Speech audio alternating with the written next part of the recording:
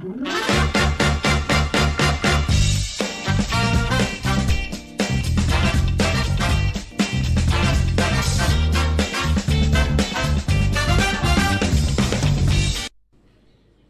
conférence Risque Pays, c'est déjà pour ce 28 juin 2023 en République démocratique du Congo.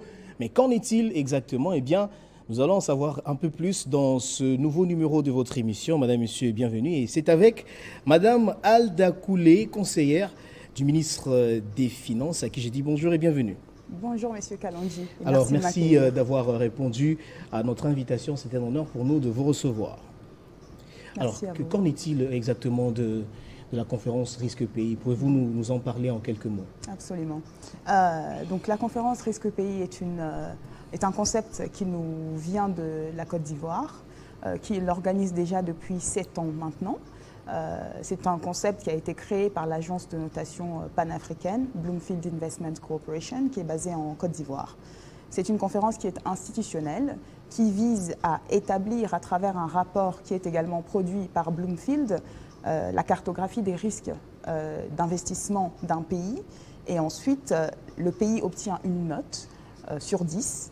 Et suite à ce rapport, une conférence est organisée avec un parterre d'invités, des panélistes, des techniciens, des gouvernants, le secteur privé, la société civile, afin d'échanger en fait sur les risques identifiés, mais également les opportunités et les axes d'amélioration pour le pays. Donc nous avions organisé l'année dernière la première édition de la conférence. Oui, parlez-nous-en exactement. Absolument. Et donc nous avons obtenu une première note qui est de 5,1 sur 10, qui est plus ou moins une note moyenne, donc qui nous indique que notre situation n'est pas si horrible que ça, mais que nous avons encore de la marge de progression. Alors cette notation comprend 5 catégories en fait de sujets que la note traite en sous-segments. On retrouve les sujets du climat des affaires, on retrouve tous les sujets autour de la performance macroéconomique, on retrouve également les sujets sur la gestion des finances publiques, on retrouve des sujets sur la solidité du système financier et enfin tout ce qui est risques sociopolitiques. Et donc c'est la moyenne pondérée de l'ensemble de ces notes qui nous donne une note finale de 5,1 pour l'année dernière. Donc cette année, nous nous sommes lancés à nouveau dans cet exercice et à l'occasion de la conférence Risque Pays le 28 juin, nous allons découvrir quelle note la RDC obtient. Alors, depuis quand la RDC accueille cet événement? Et quelle était la réelle motivation de la mise en place justement de cet événement? Oui. Vous savez, nous avons besoin de se développer en tant que pays. La RDC a besoin de se développer. La RDC a besoin d'accélérer sa diversification sectorielle. Donc on parle toujours des mines. On a besoin de quitter les mines pour aller chercher d'autres secteurs d'activité, l'agriculture notamment, les infrastructures, les routes. Nous avons aussi besoin de faire de la diversification verticale au sein du secteur minier pour pouvoir créer un petit peu plus de valeur. Et tous ces éléments-là ont besoin d'un bon climat des affaires, ont besoin d'une bonne gestion des finances publiques. Nous avons besoin de collecter plus de fonds pour pouvoir investir dans des secteurs productifs. On a besoin d'améliorer notre situation macroéconomique. On a besoin d'avoir une situation sociopolitique qui soit stable et on a besoin d'avoir un système financier qui soit fort. Donc ce sont des fondamentaux dont nous avons besoin pour pouvoir piloter la croissance du pays. Est-ce que nous réunissons en RDC tous ces fondamentaux-là? Écoutez, c'est un travail en cours, en réalité. Et l'exercice que nous faisons avec la conférence Risque Pays et le rapport Risque Pays nous permet justement de pouvoir nous évaluer de façon juste. Donc l'année passée, en l'occurrence, et cette année, nous allons maintenant comparer et voir s'il y a eu évolution effectivement dans ces différents sujets de risque liés aux investissements. Alors, quels sont les objectifs que vous poursuivez? Les objectifs, c'est la création de la valeur dans le pays. C'est la croissance économique, c'est la création de richesses, c'est la création d'emplois. Ce sont tous ces éléments-là, en fait, qui font partie des fondamentaux pour pouvoir aider le pays à se développer. Cette année, en l'occurrence, au niveau de la conférence Risque Pays, nous allons traiter des vraiment sujets spécifiques. On va commencer par la performance macroéconomique et la diversification de l'économie. Et naturellement, nous allons également parler du climat des affaires dans ce même panel. Et ensuite, nous allons retomber sur un deuxième panel où nous allons maintenant nous poser la question autour des sociétés et du portefeuille. Quel est le meilleur modèle de gestion des sociétés du portefeuille pour leur permettre de mieux performer en fait. Nous avons besoin d'énergie, nous avons besoin d'eau, nous avons besoin des infrastructures, nous avons besoin des moyens de transport, etc. Et nous avons des sociétés de portefeuille qui sont censées faire ça. Alors, quel modèle pour elles? Je vais m'intéresser beaucoup plus au climat des affaires. On sait que le développement passe par un bon climat des affaires. Quelle est personnellement votre lecture sur cette question? Quelle est la situation en RDC du climat des affaires? Écoutez, la situation au niveau du climat des affaires est en amélioration. Je ne sais pas si vous aviez suivi très récemment la cellule du climat des affaires au niveau de la présidence a organisé une cérémonie pour présenter le baromètre national du climat des affaires.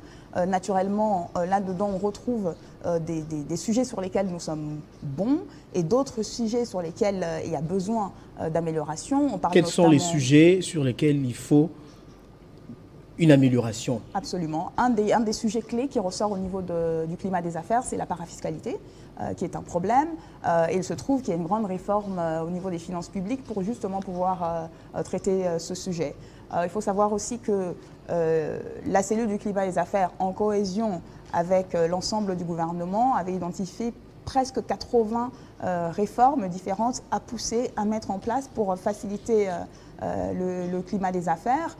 Au niveau du ministère des Finances, nous avions lancé la plateforme FinAlert pour permettre aux contribuables de venir déposer plainte, se plaindre, informer lorsqu'il y a des tracas au moment de la collecte de l'impôt. Donc il y a pas mal d'initiatives qui sont en cours pour faciliter le climat des affaires dans le pays. Donc naturellement, nous avons encore beaucoup à faire et nous continuons à poursuivre du travail dans ce sens-là. Et ça fait partie clairement des ambitions du président et il a répété lors de la présentation du baromètre national. Alors quels sont les différents risques d'investissement que vous avez pu identifier et sur lesquels vous avez justement procédé à une évaluation ici en République démocratique du Congo?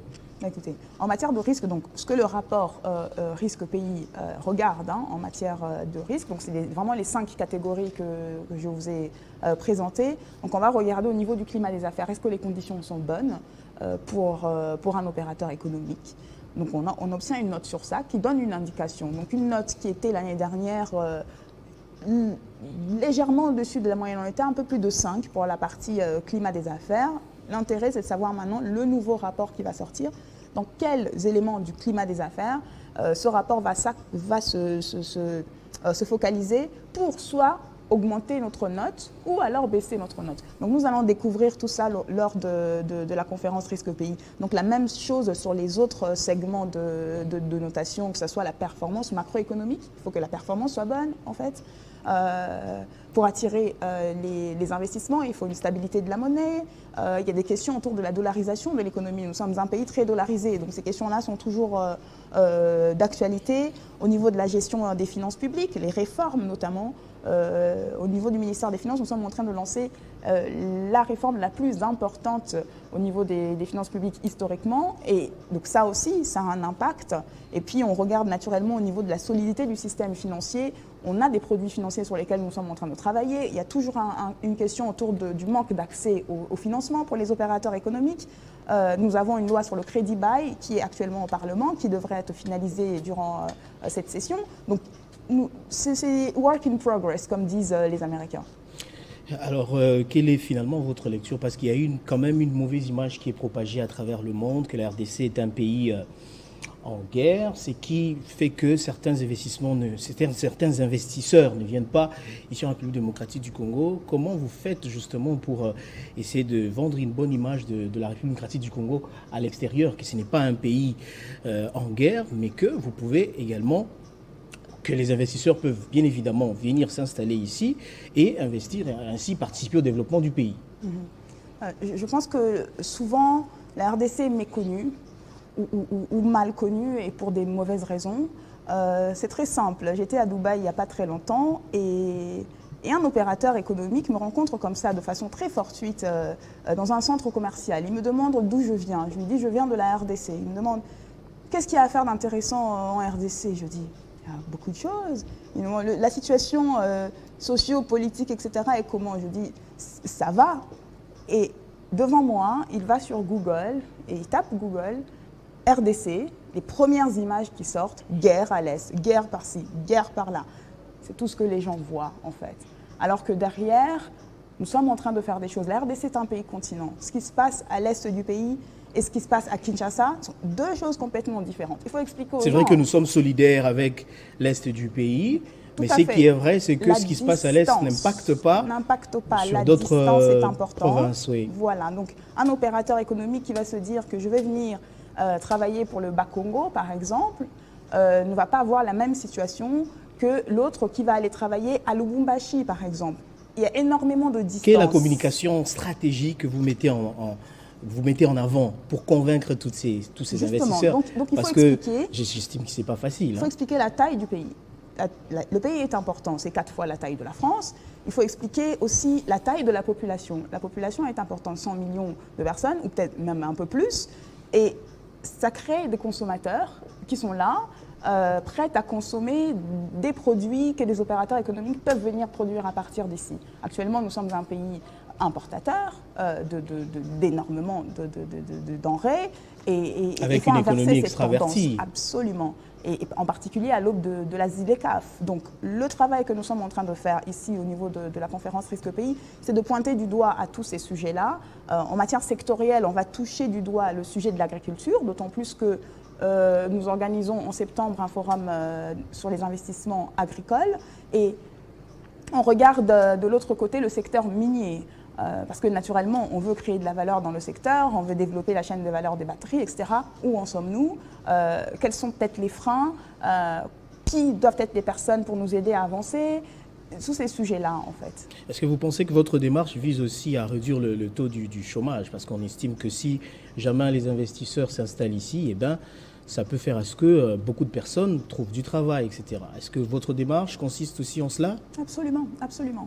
Et ce n'est pas que trouver du travail. Vous savez, d'abord, lorsqu'on appelle les opérateurs économiques, le plus important, c'est la création de valeur pour tous, en fait. C'est la création des externalités positives pour tout le monde.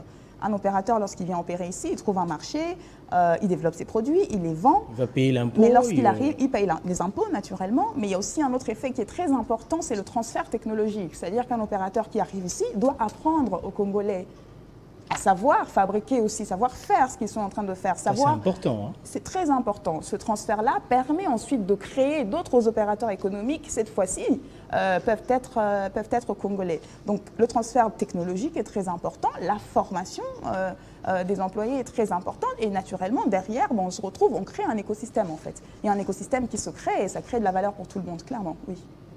Alors, les investisseurs s'intéressent à quel secteur d'activité, à quel domaine en République démocratique du Congo quand ils viennent? Ils tournent leur regard sur quel domaine précisément? Écoutez, je pense que notre pays est un chantier. Nous avons beaucoup de sujets critiques, importants, prioritaires, tous les sujets d'ailleurs. L'agriculture est prioritaire, la transformation du secteur il me semble que le regard est beaucoup plus tourné sur les mines. Hein? Naturellement. Mais ça, c'est le travail. Pourtant, nous sommes un pays avec 80 millions de terres arables. Oui. Ça signifie que si on investit assez dans l'agriculture, eh bien, ça peut booster le développement. Absolument. D'ailleurs, le troisième thème du panel, c'est l'agriculture.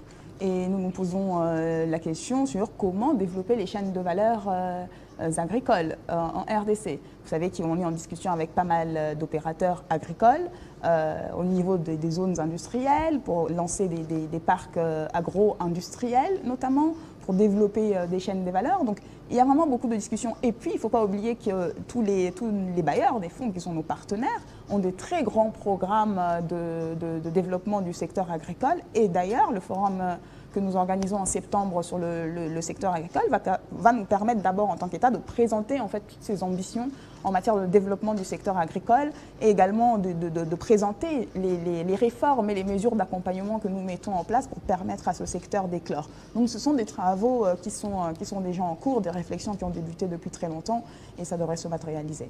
Alors c'est formidable ce que vous faites, mais quel message pouvez-vous lancer aux potentiels investisseurs et opérateurs économiques qui nous suivent en ce moment par rapport à l'événement prévu justement le 28 juin 2023? Tout à fait. Je pense que la RDC est un pays particulier particulier parce qu'il y a beaucoup d'opportunités, particulier aussi parce que naturellement les opportunités viennent avec les risques. La RDC est un pays méconnu, donc comme je l'ai signifié un petit peu plus tôt avec l'expérience, lorsqu'on va sur Google, on n'a pas forcément les informations les plus justes sur le pays. Donc le risque pays, cette conférence que nous organisons, c'est vraiment l'opportunité de vous présenter de façon très ouverte ce qui se passe au niveau de l'État. Le rapport risque pays, c'est avant tout des données que nous produisons, des données de l'État que nous fournissons à Bloomfield pour effectuer son rapport et revenir vers nous avec ses critiques sur le niveau de risque de la RDC. Donc on donne cette transparence-là aux investisseurs pour leur dire ensuite, jugez de vous-même si vous trouvez que la qualité de risque, en fait le niveau de risque de la RDC vous convient, alors vous venez travailler avec nous. Alors, est-ce que vous avez une idée de combien d'investisseurs sont déjà installés et fonctionnent ici en République démocratique du Congo? Quel est le nombre? Voilà. Ça, c'est une question très difficile et je vous avoue que je ne saurais pas répondre à cette question. Ça serait une bonne question pour l'ANAPI, par exemple. Alors, parlez-nous de l'organisation de l'événement. Comment ça va se passer? Quels sont les invités d'honneur qui vont devoir prendre part à cet événement? Très important, je me rends compte, à vous entendre parler. Oui, donc la conférence risque pays le 28 juin sur une journée à Kémécha. Donc on va retrouver naturellement Bloomfield qui a fait le rapport de notation. Ce rapport va être critiqué par le ministre des Finances et ensuite on va ouvrir les panels où on va retrouver donc dans le premier panel de la performance macroéconomique et le climat des affaires, on va retrouver la vice-ministre des Finances, on va retrouver la gouverneure de la Banque centrale, on va retrouver le directeur de la Banque mondiale, M. Albert Zefac, on va retrouver le directeur général de l'ANAPI, M. Anthony Kinzo. Ça, c'est le premier panel. Et ensuite, on va avoir un keynote avec le directeur général de Milvest, qui est un sponsor du forum d'ailleurs, M. Touran. C'est le monsieur qui nous construit le centre financier. Elle est également sponsor, parce que le forum est sponsorisé par le secteur privé, il faut le dire aussi. Donc on va le retrouver sur un keynote où il va nous présenter sa vision du climat des affaires, quelle est son expérience en fait en tant qu'investisseur en RDC, quelle est son expérience, comment il voit le climat des affaires dans le pays. Et ensuite on arrive sur le panel des sociétés du portefeuille. Là on va avoir donc la présentation de la notation de ces deux sociétés, SNEL, Régie des eaux. Derrière, la ministre du portefeuille va critiquer le rapport avant d'arriver sur le panel sur l'énergie, donc avec les spécialistes du secteur. Donc ça, c'est le deuxième panel. On va retrouver exactement le même format sur le panel de l'agriculture, qui est le troisième panel, où on retrouve les spécialistes de l'agriculture, les opérateurs économiques, la partie gouvernementale, les institutions de recherche en agriculture. Vraiment, on retrouve beaucoup de monde pour pouvoir développer ces sujets. Et le dernier panel, donc les mines, naturellement, on va retrouver beaucoup plus de directeurs généraux des sociétés minières ici en RDC. Alors, ce qui décourage, parce que nous sommes en train de chuter en mi-signal déjà, ce qui décourage souvent certains investisseurs, c'est aussi lorsqu'ils arrivent, ils constatent qu'il y a beaucoup de taxes à payer, beaucoup d'exigences fiscales. Comment vous réagissez à cette question qui constitue une problématique aussi? Tout à fait. C'est une problématique clairement identifiée et ce sont des réponses que nous apportons à travers la réforme que nous mettons en place sur les finances publiques. Donc, ça va prendre un petit peu le temps que la loi se mette en place, etc. Mais en tout cas, je peux dire que les travaux sont en cours pour changer la situation. Et en ce qui concerne la fiscalité en elle-même, le taux d'imposition en RDC n'est pas plus élevé qu'ailleurs, mais malheureusement... Ailleurs, c'est plus grave, vous voulez dire? Non, c'est similaire en fait, je dirais. Le taux d'imposition lui-même, il est similaire que dans d'autres pays. Mais par contre, ce qui impacte les opérateurs économiques ici en RDC, en plus de ça, c'est la parafiscalité et puis c'est le manque de tout le reste. C'est-à-dire lorsqu'il n'y a pas d'infrastructure, lorsqu'il n'y a pas d'énergie, lorsqu'il n'y a pas d'eau, ça vient ajouter en fait au coût d'opérationnalisation dans le pays. Donc c'est vraiment tout cet écosystème-là qu'il faut restructurer pour permettre aux opérateurs d'être plus à l'aise pour opérer en RDC. Personnellement, je me rends compte à quel point vous participez énormément au relèvement de ce pays et je souhaite bon vent à la conférence Risque Pays. Voilà qui met fin à cette émission. Madame Alda Koulé, je rappelle que vous êtes conseillère du ministre des Finances. Merci d'avoir répondu à notre invitation. Merci beaucoup, monsieur. Les opérateurs économiques sont donc invités le 28 juin ici à Kinshasa. Merci à vous tous de nous avoir suivis de partout dans le monde. Restez fidèles au programme de Télé 50.